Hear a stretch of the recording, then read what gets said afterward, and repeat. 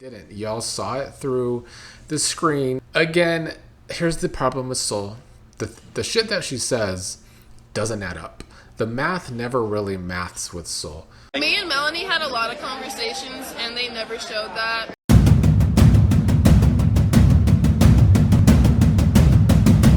Sup everybody, it is time again for the Love Island USA weekly roundup, although today we will mostly be talking about the continued, I guess, drama between Sol and Trinity, though we will touch upon a few more subjects very briefly towards the end here. Now, earlier this week, Trinity, Bryce, Carl, and Naya were on Watch What Happens Live.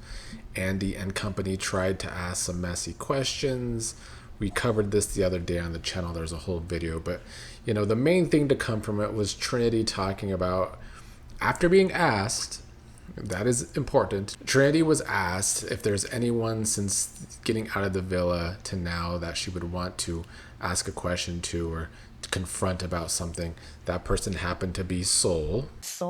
I think she said a lot of unprovoked things. And of course, one of the main things that Sol did say on After Sun when she first got out was that Bryce was really attracted to Kata and not Trinity. So we covered all of that. Sol since then has not been reacting well to that. She has been kind of having a meltdown on social media. First thing, there was this video talking about Zach versus Trinity.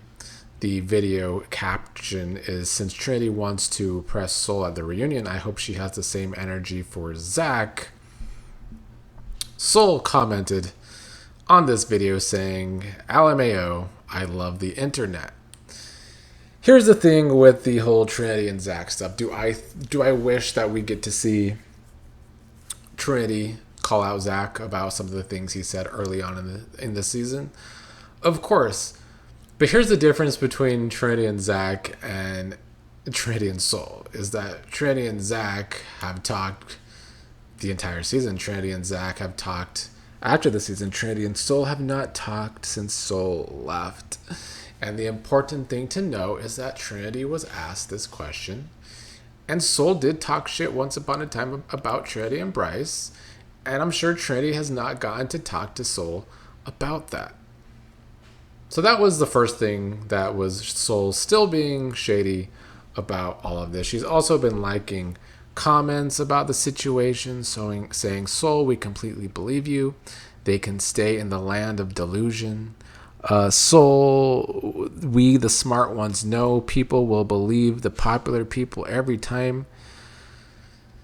I mean, I wouldn't call these people the smart people myself. Sol said stuff like this on social media during this past 48-hour meltdown, saying, "I want to know why people think I would purposely isolate / make myself uncomfortable around women I had to live with and be around 24/7. More than I was around the men, by the way. Y'all think I didn't want to interact with people after being locked in a hotel for over a month with barely any social interaction? Let's think harder." Again, here's the problem with Sol. I've called this out the whole time. The shit that she says doesn't add up. The math never really maths with Sol. First thing, I don't remember if it was the first night Sol was in the villa or the second night, but one of the things she said early on entering the villa was, "I'm not here to make friends." So yeah, you can say that you didn't want to purposely isolate yourself, but you yourself, when coming into the villa, also said you were not there to make friends. And then as soon as she left the villa, she was saying stuff like this. Me and Melanie had a lot of conversations and they never showed that. That she and Melanie had a lot of conversations that they never showed. So she was actually interacting with Melanie even more than what we saw. But then the other thing Sol has always done since leaving the villa is talk about how she watched the episodes and saw that she was being bullied or isolated.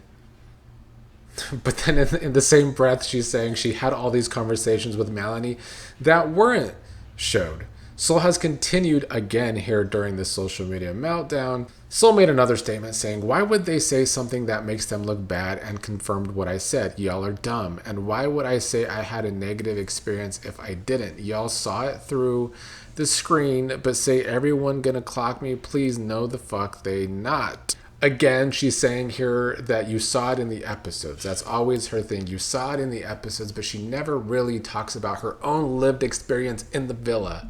She never gives actual examples of what happened to her, who isolated her, who did what. In the same breath, always saying, me and Melanie had a lot of talks. You didn't see it on the screen.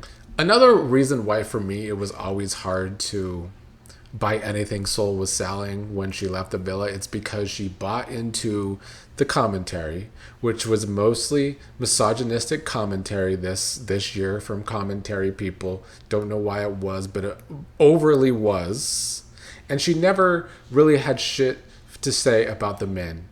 But again, using what she always says, what you saw with your eyes in the own episodes, what we saw with our eyes in the own episodes is that it was always the men that was making her cry. He's gonna ghost us. What we saw with our eyes in the own episodes is it was the men that voted her out of the villa, and yet she never had that same energy for the men whatsoever because she bought her own hype and she bought into the misogynistic commentary. Someone genuinely needs to take Sol's phone away from her. You had the opportunity to go on After Sun and have smoke for anybody, yet you chose to have smoke for Trinity and Bryce. Exactly. That is something Sol chose to do. She went on After Sun. She chose to talk shit about Trinity and Bryce. Trinity now responding to that is because that is what Sol did. That is the consequences for her actions. Like Sol melting down on social media after hearing this from Trinity is because Sol did choose to talk shit about Trinity and Bryce. What Sol did not choose, or who Sol did not choose to talk shit about, was Kenzie. Again, going back to what Sol always likes to say, when she watched the episodes, she saw she was bullied. When she watched the episodes, when we watched the episodes, we can see that she was bullied allegedly. But what we actually saw was it was Kenzie who was not trusting Sol, waiting till Sol walked away, and then saying to Jen she only trusts Jen. And yet that's another person Sol has not had smoke for. So by the own example, when you can watch the episodes, you can see that Sol was isolated, that Sol was othered. Well, she was othered by Kenzie the most on camera from the edit that we saw. I don't know, but I know that that will probably be a new focal point of drama at the reunion. Other big news, I guess, big news over the past week that I haven't touched upon is Taylor and Clarke breaking up from season 7. Oh my god, bitch, Taylor and Clarke really did break up. Now, I had seen like rumblings of this in rumors, but I didn't believe it because it wasn't from like a reliable source. But People Magazine just posted that they did split. The article says a source close to Caraway, which is Clarke 25, says that she made the difficult decision to part ways with Taylor and wishes him the absolute best. She will always be grateful for the time they shared together, the source says, and for everyone who showed them love and support from the very beginning. As she closes out this chapter, she's looking forward to focusing on her growth and what's ahead. I mean, what I've always said about Taylor and Clarke is that Clarke stayed for that ranch money, and that was about it. We saw on Beyond the Villa, we've seen since they did lives together, that whatever was going on between them was very awkward. And I guess in the end, Taylor may have chose Clarke, but Clarke did not pick Taylor in the end. No, wait, you guys. Wait, you guys. Are you guys going to start up the fake relationship allegations for Clarke and Taylor as well? Right? It's only fair.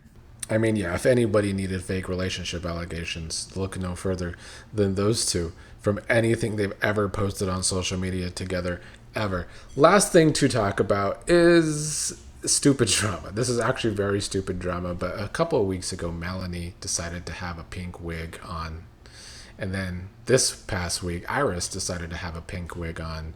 Of course, she gets flack for trying to steal Melanie's whole look here.